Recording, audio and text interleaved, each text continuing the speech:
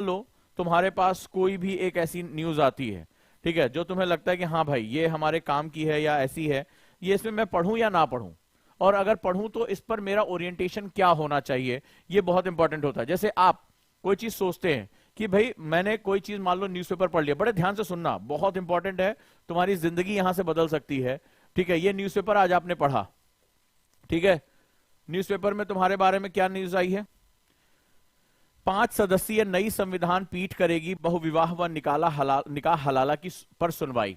अब यहां पर जो है वो इस्लामिक संप्रदाय में एक प्रैक्टिस है, बहुविवाह जैसे हिंदुओं में भी हो सकता है, और निकाह हलाला, ठीक है, एक सेगमेंट है, तो इस पर संविधान की पीठ सुनवाई करेगी।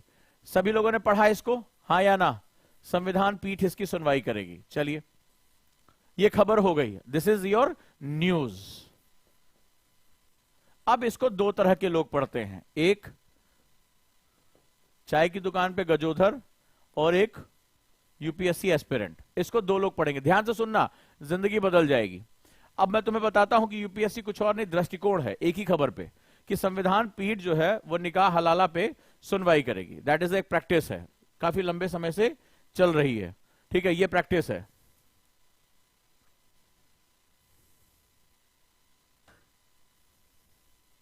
चलिए, अब क्या हुआ, अब ये चाय की दुकान वाले हैं भाई साहब, अबे भाई साहब अपनी पॉलिटिकल ओरिएंटेशन के हिसाब से बात करें, अबे भैया मोदी जी ये करके रहेंगे, ये उन्होंने बोला।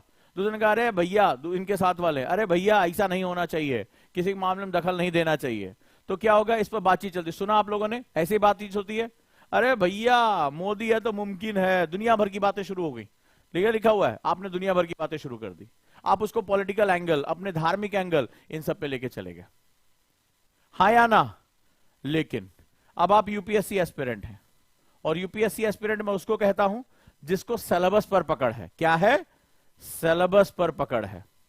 अब जरा देखो, प्रथम दृष्टया ये देखने पे तुम्हें कैसा लग रहा है? अगर तुम फर्स्ट इंपॉर्टेंस देखोगे तो संविधान पीठ का जो मसला है इसकी सुनवाई करेगी, ठीक है, एक प्रैक्टिस है, उसकी जो है सुनवाई करेगी, इज इट गुड बैड, ये क्या होना चाहिए, जो भी है अपना निर्णय देने का काम करेगा। तो ये मुझे पॉलिटिकल जो है, ये पॉलिटिकल न्याय व्यवस्था से हमें लग रहा है, यानी हमें देखने पे अमूमन जीएस के हिसाब से लग रहा है ये पॉलिटी का सेगमेंट है, ठीक है। लेकिन जो स्टूडेंट एनालिसिस कर लेता है, सवाल यह है कि ये प्रैक्टिस हो कहां रही है? ये प्रैक्टिस हो रही है समाज में, और समाज के किस धड़े को प्रभावित कर रही है? अल्पसंख्यक समाज में, यानी माइनॉरिटी में अगर हम बात करें तो माइनॉरिटी के जो फीमेल की बात हो रही है, ठीक है, यानी इस रिलेटेड टू द संविधान। क्यों बात करें? संविधान में तो लिखा हुआ है ना कि हम कभी भी किसी के धर्म के मामले में दखल देंगे ही नहीं, हाँ या ना? मुझे ये बताओ, तुम लोगों ने थोड़ी बहुत भी अगर पढ़ाई की है तो संविधान ने कहा कि अगर ये धार्मिक मसला है, जैसे मैंने कई बच्चे से आज पूछा, बोला सर ये तो पॉलिटी का इशू हो गया, संविधान पीठ बैठी पॉलिटी का इशू हो गया। मैं समझ गया कि ये बंदा जो है वो जानता ही नहीं है सिलेबस, क्योंकि संविधान कहता है कि हम आपके धार्मिक मामलों में दखल नहीं देंगे जब तक कि वो समाज के बड़े हिस्से अथवा किसी के अधिकारों का हनन ना कर रहा हो, अगर किसी के राइट्स को वायलेट ना कर रहा हो, क्योंकि राइट्स को सुरक्षित करने का काम सुप्रीम कोर्ट का, कस्टोडियन ऑफ कॉन्स्टिट्यूशन है वो। तो क्या होगा, यहां पर फीमेल्स के राइट्स क्या वायलेट हो रहे हैं कि नहीं हो रहे, ये तय करेगा सुप्रीम कोर्ट। लेकिन क्या उनके राइट्स वायलेट हो रहे हैं? क्योंकि कॉन्स्टिट्यूशन स्त्री और पुरुष की जगह सबको समान अधिकार देता है। ये सोशल जो है वो कस्टम्स होते हैं जो क्या करते हैं, उसके राइट्स को डिस्टर्ब करते हैं। क्लियर हुआ? तो यहां क्या करना होगा, इसको अब एंगल बदल जाएगा। और जब हम इसको कहां आप देखेंगे, अब हम पेपर 1 में सोशल इश्यूज के हिसाब से भी देखेंगे, इसको हम देखेंगे महिला सशक्तिकरण के हिसाब से, ठीक है, हम इसको जो है हम देखेंगे समाज की समानता के हिसाब से। तो सिर्फ ये पेपर 2 का इश्यू नहीं है, ये पेपर 1 का भी इश्यू है, क्योंकि ये समाज के भीतर ही प्रैक्टिस निकल कर आ रही है। संविधान ने कहीं कहा कि हम स्त्री और पुरुष को अलग अलग अधिकार दे रहे हैं, वो तो कहता है we the people of India, हम भारत के लोगों को अधिकार दे रहे हैं। तो ये प्रैक्टिस महिला और पुरुष की अलग अलग कौन कर रहा है? समाज कर रहा है।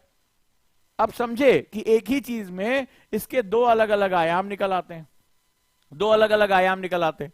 अब मान लो इसकी गंभीरता समझो, सिलेबस एनालिसिस कितना डेप्थ सेगमेंट है। अब तुम्हारा क्वेश्चन जो है, यही चीज जो है, यही आपका जो आज अखबार में आया, मैंने इसीलिए न्यूज़पेपर लेके बैठो, तभी मेरी क्लास समझ पाओगे। और इस क्लास के बाद जो ये श्रृंखला चला रहा हूं ना, एक ऐसे बेहतरीन इंसान बन के निकलोगे जिसे यूपीएससी को देखने का तुम्हारा नजरिया बदल जाएगा। इन किताबों को पढ़ना, इस न्यूज़पेपर को पढ़ना, ये सारी चीजें तुम्हारी बदल जाएंगी। Notes, answer writing. अब क्या हुआ, मान लो यही जो है, आपको पता है कि महिला सशक्तिकरण और महिला के अधिकारों पर हर साल क्वेश्चन आते हैं, ठीक है, पेपर 1 में भी आ गया मान लो।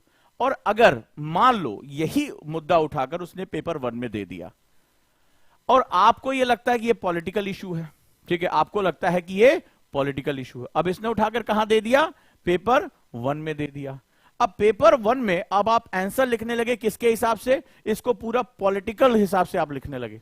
समझना, बड़ा इंपॉर्टेंट बात कह रहा हूं, कितनी बड़ी मिस्टेक करोगे। अब तुम क्या हुआ कि जैसे आया, ओह माय गॉड, मैंने तो इसके बारे में पढ़ा है, मैंने नोट्स बनाए, अब आपको इसमें पेपर 1 में पूछा और आप जवाब लिखने लगे कि संविधान में अनुच्छेद ये है, ये ताकत देता है, संविधान पीठ ये होती है, इतनी इतनी ये लगेगी, इसलिए इसको बनाया गया क्योंकि जज रिटायर हो गए, फलाना ठिकाना, पूरा लिख के चले आए। यस मम्मी, मैं पास हो जाऊंगा मम्मी।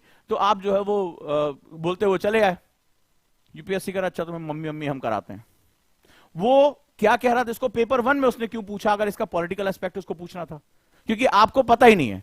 आप आश्चर्य करेंगे कि आंसर की डिलीवरी भी पेपर के हिसाब से होती है। जब उसने पेपर 1 में पूछा और सिलेबस एनालिसिस में रखा, पेपर 1 में हम सोशल एस्पेक्ट्स पूछेंगे, इसके सामाजिक एस्पेक्ट्स पूछेंगे,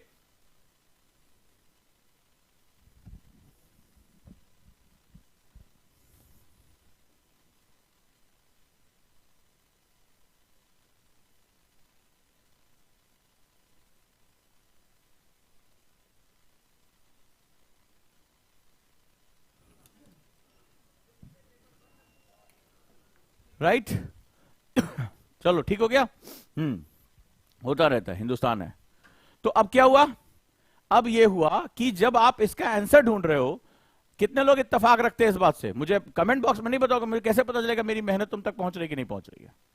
तो क्या हुआ, जैसे ही आप इस पे काम करने लगोगे, वैसे अब आप आंसर जब लिखोगे, जब वो पेपर 1 में पूछ रहा, ट्रिक खेल जाता है, तो आप क्या हुआ, आपने जो रटा था वो धाए धाए धाए धाए लिखना शुरू किया, अनुच्छेद अनुच्छेद सब डाल दिया उसमें, और सोचे यस मैंने तो आज बहुत बड़ा कांड कर दिया। नहीं, कांड हो गया।